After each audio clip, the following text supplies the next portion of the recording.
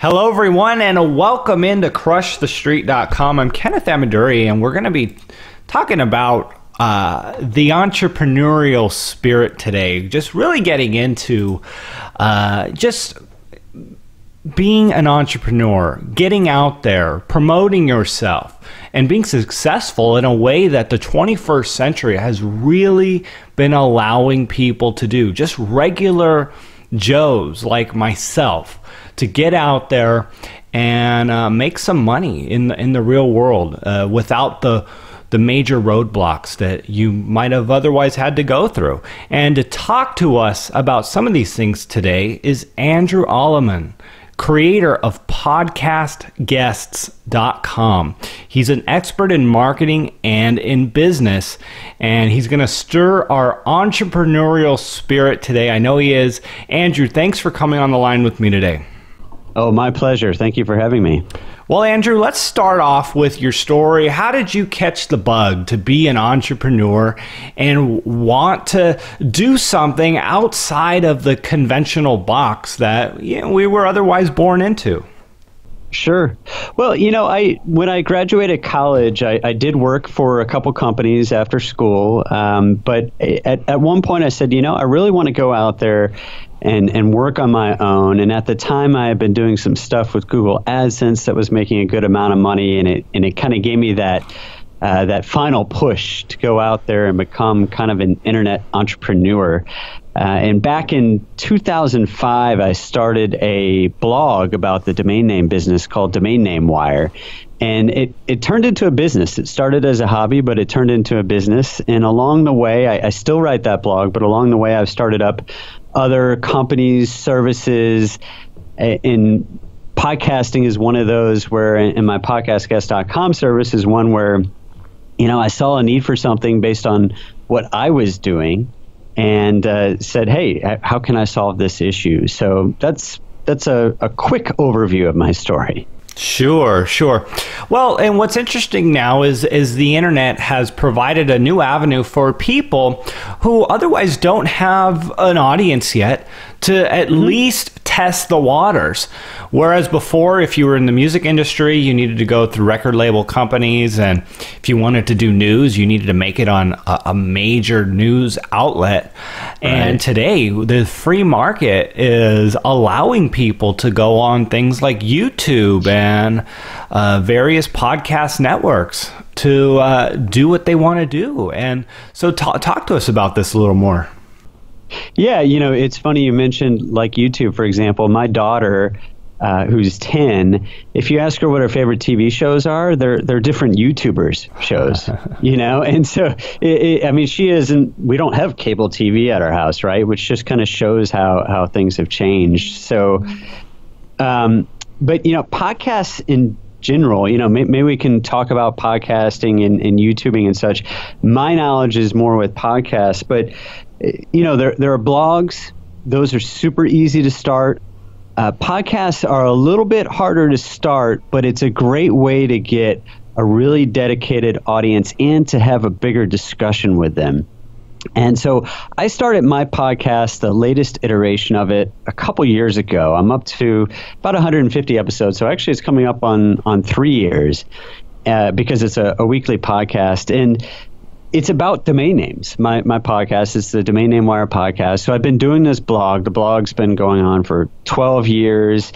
It has, over 10,000 posts. And I said, I want to go more in depth with people. And I wanted an excuse to call up people in the industry and say, hey, let's chat for 30 minutes. Let's go in depth. And these are people that I see from time to time or I know as acquaintances, but really hadn't had the chance to have an in-depth discussion with them. And starting my own podcast gave me a great excuse to get the ear and voice of CEOs of publicly traded companies and that sort of thing. So I started the Domain Name Wire podcast a few years ago.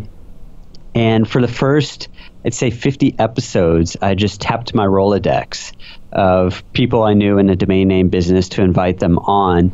And then after a while, I was like, yeah, I need to get some fresh blood here. I need to find some additional people. And so that's where the podcastguest.com service came about, where I started a service that makes it easy for people that are podcasting to find guests and people that want to be on podcasts to find those opportunities. So I'm happy to talk about that a little bit later, but do you want me to kind of go through some of the steps involved with setting up podcasts? What do you think would be most helpful here? I guess that might be a little more technical than we would be interested in getting into today. But sure, really, if people are interested, and a lot of entrepreneurs are listening to this podcast right now, and give them some of the reasons why they would want to start a podcast. And, one of the things you have here is, it's one of the number one ways to grow their business, or a way to grow their business. So let's talk about that. Yeah. So I guess the way I look at that is, first of all, a lot of people started blogs because they wanted to make money, right? They wanted to get this big audience and sell ads. I would urge entrepreneurs not to think like that. I would think about two things that you're getting from starting a podcast.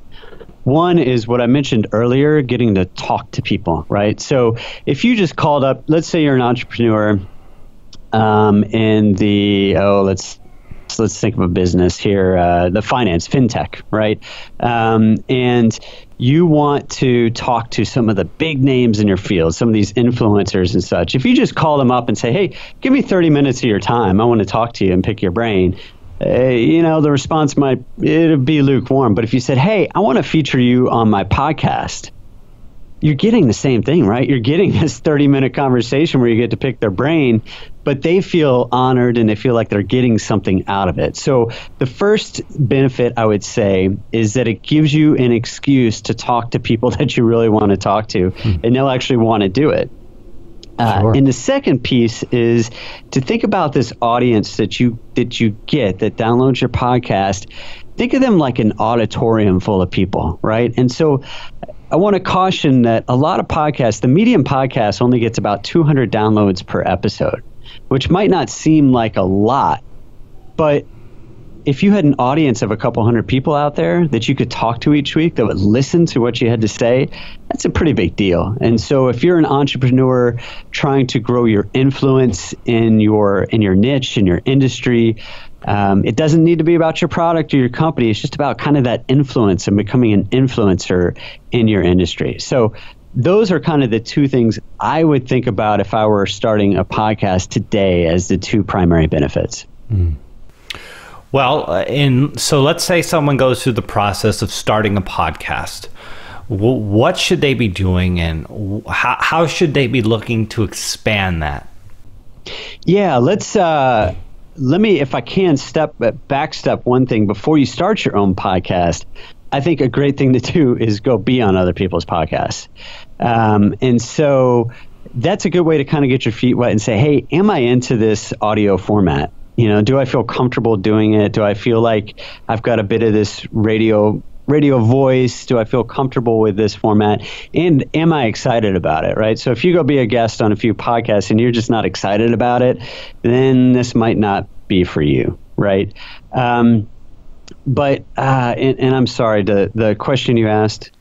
Well, and then so you backed it up to before you start it, and then say they do decide to do it. What are ways that you would encourage people to expand the podcast and develop it? Right. So building your audience can be difficult. As I said, the median podcast gets a couple hundred downloads per episode, which again is nothing to sneeze at. But what I just mentioned, actually, being a guest on other podcasts is the number one way to grow your own. So when you think about it, being a guest on a podcast helps you reach podcast listeners, which is your audience. A lot of times people will read a blog, but they're not in a podcast. So certainly, by all means, having a blog and writing there and leading people to it is good for growing an audience. But being on other podcasts, I would say, is the number one way. So giving your time to others that are looking for people that have your expertise is a great way to do that. Now, having an existing audience before you start a podcast is great. It can really help you get off the ground running. So whether that's a great following on Twitter or Facebook or another social media, YouTube maybe, or if it's you have a blog, right? In my case, when I started the Domain Name Wire podcast, I already had a popular blog. So just through that blog, I was able to get about 1,000 downloads a week right off or per episode right off the top. So having that kind of influencer network and social media already is a great way to get started. But truly, there's no better way than being a guest on other podcasts to grow your own podcast audience. Yeah, and I go back to just the fact that the internet has provided this avenue, this opportunity for people who otherwise just had a lot of red tape to go through. And what a way to test the waters. And you can see just some really popular musicians now who've come online because they were able to prove to the big record labels that the market does like them because of the internet. And I think Justin Bieber, right? He's a prime example. Whether you like him or not, he's been very successful and kind of started down that with YouTube, right? Absolutely, and just so many people who've been able to do that, and it's just such an exciting time. And I was actually talking to my business partner the other day, and we were just talking about almost how scary this rapidly changing technology is because of how quickly what we do can go obsolete, right? Or in general. Oh, yeah. Now you gotta position yourself and be ready for that. But as opposed to 150, 200 years ago, before when technology moved a little slower, it wasn't as much of a risk. And you go back to, I use a statistic every once in a while, 80% of the economy in the US was agriculture in the 1800s, and now it's only 2%. And if you were to tell those people back then that, hey, in the future, only 2% of the economy is going to be doing what you're doing now, that's pretty scary.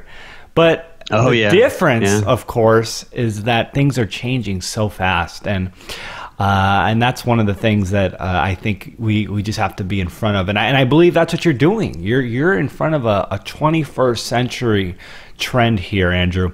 So I want to just kind of give you an opportunity to respond to that and just share some closing thoughts here. Yeah, Kenneth, I think it's a great point. And, I think about just in my day-to-day with my blog, for example, I'll talk to someone in India, in Dubai, in China over Skype during the day. Think about how hard and how expensive that was just 20 years ago, maybe even less, right? And so it is amazing how the world has kind of shrunk and become one because of technology.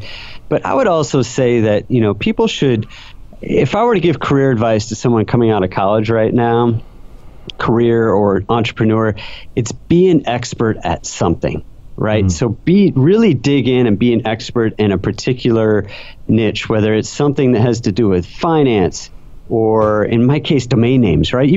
Most people listening are like, wait, you can make a business around domain names? But it's something I'm like, hey, I am the expert in this field. And when someone is looking for that person, they will come to me, and that's helped me get quoted in, large publications. And so being that expert in something is the ultimate in being, having resilience as you go through these changes and recognizing these trends and things that change, right? Will domain names be around and be very important forever, or will it be something else? So being on top of those changes and moving toward what will become big topics as you go forward and kind of seeing those changes before they happen. Sure. Absolutely. And that's one of the reasons why we are actually following cryptocurrency here at oh, yeah, that's a big one. Just here at Crush. But we won't touch on that too much here. So let's if people want to learn more about what you're doing and what you're offering, tell us about how people can reach out to you and what you have to offer. Sure. So first of all, podcastguest.com, which is actually how we got connected, is a service I created last year to connect podcasters with guests that want to be on their podcast. So again, this is a great way to get started if you're an expert in the field and you want to maybe get interviewed on a podcast. You can go to podcastguest.com and sign up. It's free. I send out a weekly email that has a list of usually 6 podcasts looking for guests. If you meet their qualifications, you fill out a form, and that podcaster will get in touch with you if they agree it's a mutual fit. If you have a podcast, you can also use it to find guests for your podcast. And then I'd invite people to check out my website, my blog, about domain names, and my podcast there. It's domainnamewire.com. You can also check out my podcast, just dnw.com/podcasts. Is a quick way to get to that. And you can reach me through that blog. That's usually the easiest way to reach out to me. All right. Well, Andrew, thanks for coming on Crush the Street today. I really appreciate it. And anyone out there who's looking to grow your business, consider starting a podcast. I could tell you it's changed my life. I believe that what Andrew said today is very beneficial for anyone who's out there looking to grow their business or even start one. So, Andrew, thanks so much, sir. Oh, thank you.